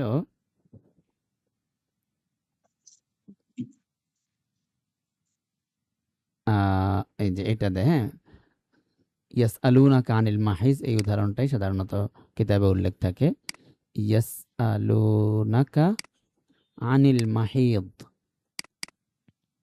মাহিদ কুল হুয়া আদা, কুল হুয়া আদা। হুম, তো যখন জিজ্ঞেস করতেছে ইয়াস আলুনাকা আনিল মাহিজ কুল হুয়া আযা ফাতাজিলুন নিসা ফিল মাহিজ, হ্যাঁ, ফাতা, জি, ঠিক আছে, ঠিক আছে, আমি জি জি, বুঝতে পারছি। ঠিক আছে, মানে আজাটা আর কি, হ্যাঁ, আজা থেকে জি অন্যদিকে জি জি। যাওয়া। আচ্ছা, তো আহ, এটাকে সাধারণত উদাহরণ দেওয়া আরেকটা হয়। বিষয় হলো, জি ওই যে আরেকটা বিষয় হলো, এই 2 দিন যাবত অর্থাৎ বৃহস্পতিবার দিন এবং শনিবার ওই তামরিনে অফিসিয়াল গ্রুপে তামরিনের ব্যাপারে শুধু মোতালার কথা আসতেছে, কিন্তু লিখিত কোনো তামরিন মানে দেওয়া হচ্ছে না। এটা কি আমি শুধু দেখছি এরকম, নাকি না সবাই এরকম না দেখছে না, কিনা? আমাদের শনিবারে মনে হয় দেওয়া হয়েছিল, বৃহস্পতিবারে এবং বুধবারে সহ কিনা না জানি, শুধু বৃহস্পতিবার আমাদের একটা প্রোগ্রাম ছিল সবারই, হ্যাঁ, যার কারণে ওই হুম। ইয়েটা করা হয় না আর কি, একটা প্রোগ্রামে সবাই মিলে গিয়েছিলাম এই জন্য। আচ্ছা, আর আরেকটা বিষয় হলো, আপনি আলহামদুলিল্লাহ আলা কুল্লি হাল বলতেছিলেন, আরেকদিন সম্ভবত বলছিলেন, হ্যাঁ, তো জি জি আলহামদুলিল্লাহ জি। আলা কুল্লি হাল এটা তো খুবই ভালো, কিন্তু এটার সাধারণত ওলামায়ে কেরামের একটা ব্যবহার আছে। সেটা হইল আপনার এমনি এটা ইয়ে না, মানে এমনি আলেমদের একটা ব্যবহার হিসাবে ওইরকম হাদিস কোরআনের কথা না। সাধারণত আলহামদুলিল্লাহ, হ্যাঁ, জি আলহামদুলিল্লাহ মানে আল্লাহর প্রশংসা, যে অবস্থায় আমাকে রেখেছেন সেটাই ঠিক আছে, আলহামদুলিল্লাহ। আর আলা কুল্লি হাল আচ্ছা। মানে হইল সর্ব অবস্থায় আমি আল্লাহর প্রশংসা করতেছি।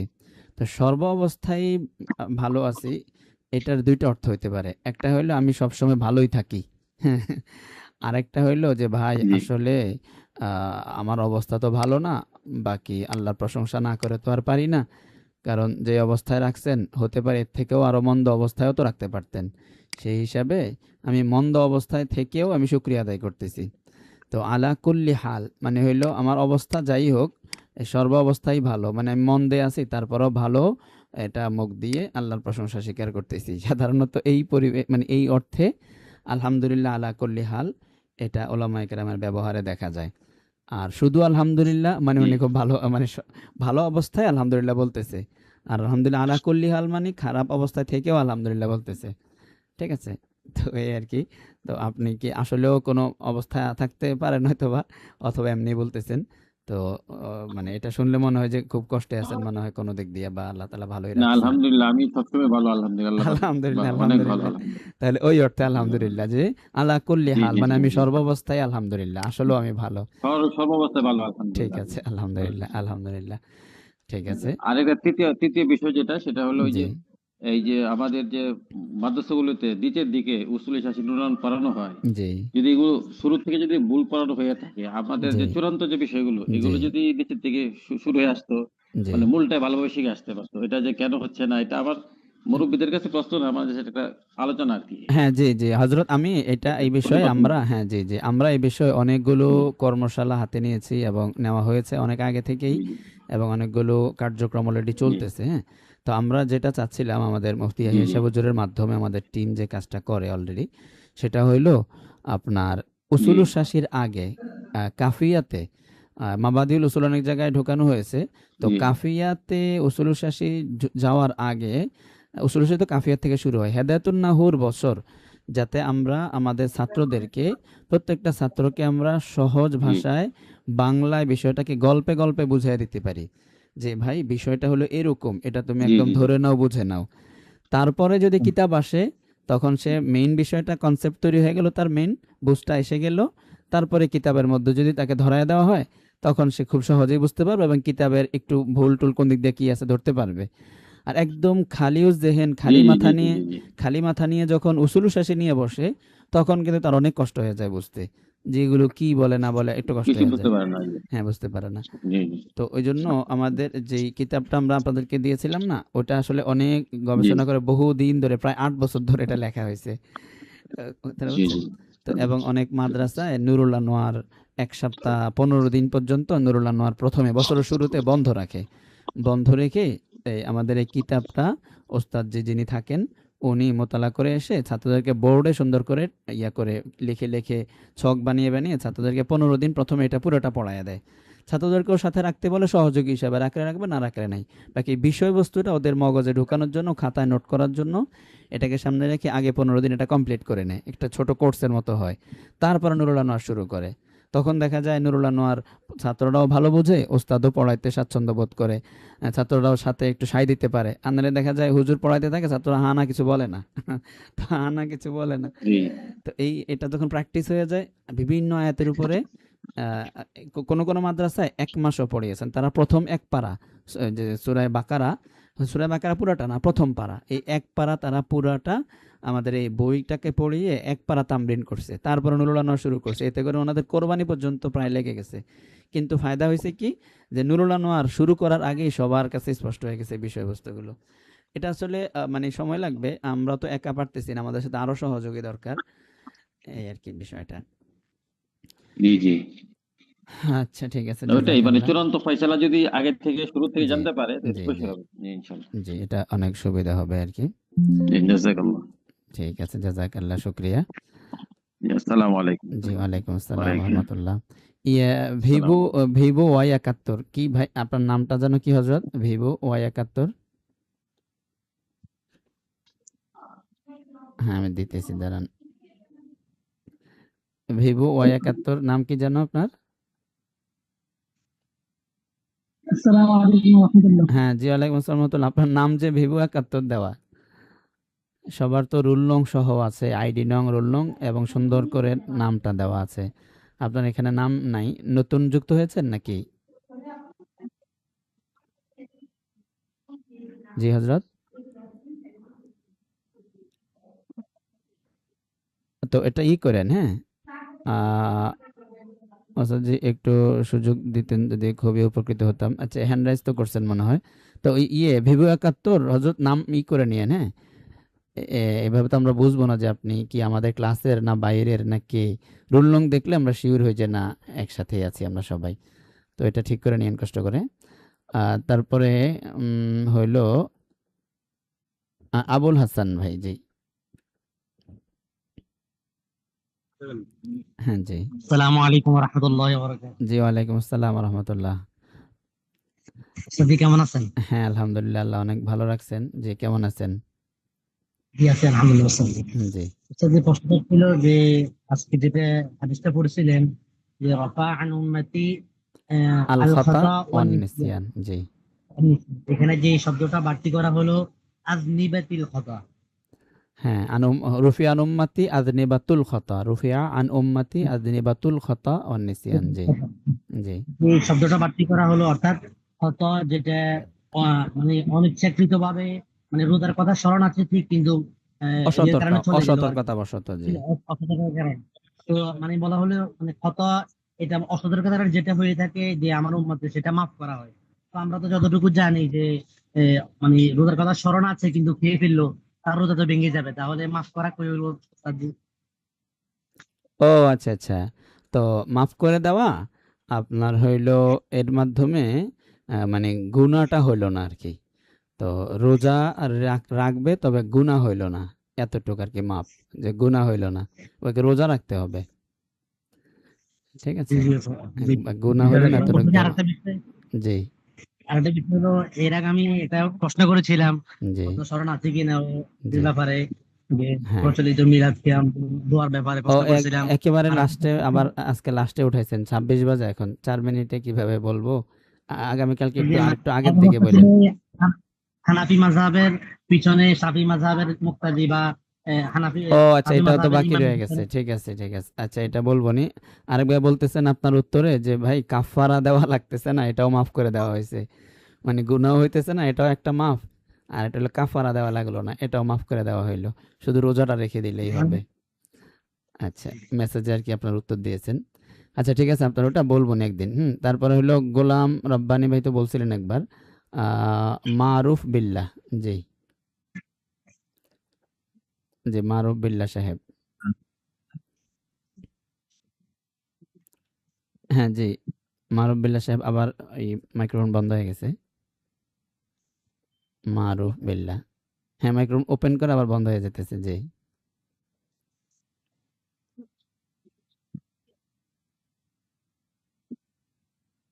মারুফ বিল্লাহ।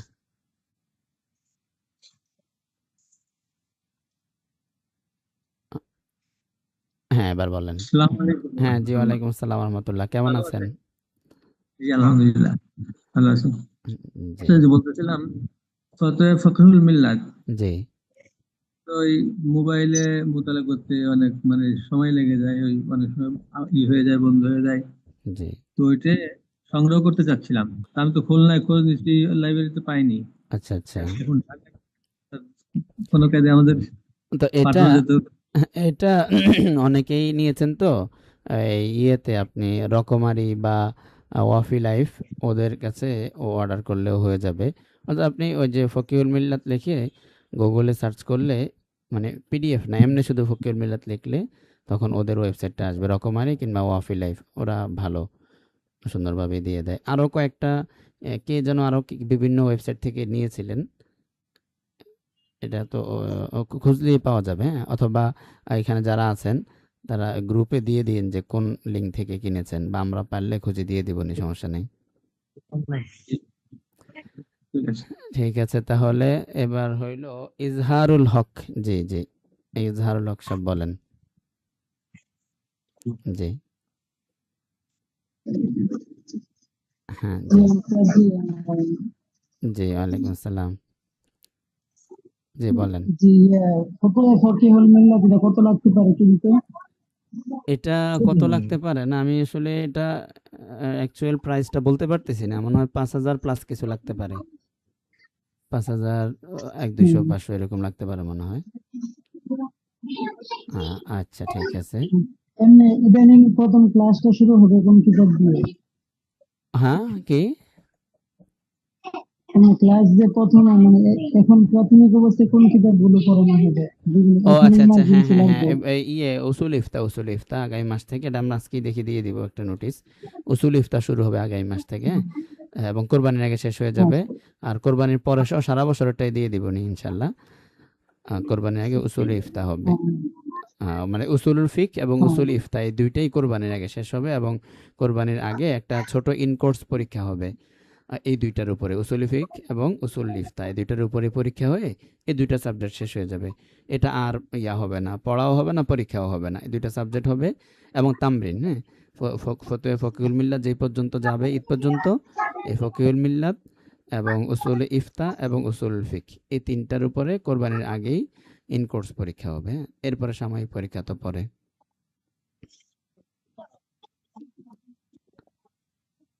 আহসানুল ফতোয়া কত টাকা? আহসানুল ফতোয়া কত টাকা আমি আসলে জানি না, মূলত আপনার ওটা ইয়েতে গুগলে দেখলেই ভালো হবে কোনটা কত দাম। ঠিক আছে, তাহলে আজকে আরো কয়েকজন হ্যান্ড রাইজ করে রাখছেন, কিন্তু 30 বাজে তো আজকে থাকুক, ইনশাল্লাহ আবার কালকে 10:30টার পরে থাকাটা কষ্টকর হয়ে যায়। ঠিক আছে, জাযাকাল্লাহ। আসসালামু আলাইকুম রহমতুল্লাহ।